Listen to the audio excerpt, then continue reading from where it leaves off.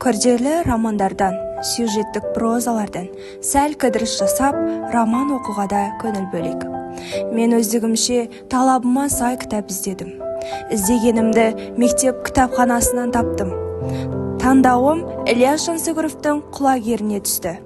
Құлагер толғану, туған жер, ақан, ас, құлагер, егес, көмбе, ат айдау, балуан бәйге, күрес, ат қайтқанда, ат шаны, жалғыз қазақ, бай-бай құлагерім, қара күш, аттың азылы әні тараулана тұрады.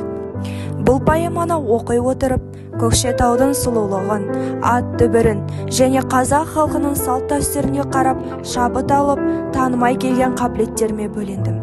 Солай құлагерге арнап портрет пен мүсін жасадым. Бұл кең далада талай тұлпарлар бағын сынаған болатын. Ал құлагер оның жөні бөлек еді. Мен бұл поэманы оқи отырып, құлагер мен Ілияс Жансүгіровтің өмірін ұштастырдым.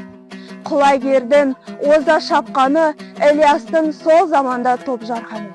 Құлагердің батыраштың кесірінен өлгені, Ілиястың сол замандағы қара ниетті адамдардың қолынан қайтыс болғаны. Сонда да құлагер мен Ілияс Жансүгіровтің дүбірі әлі де даламызда жаңғырып шығуда. Шүр жануарым, шүр!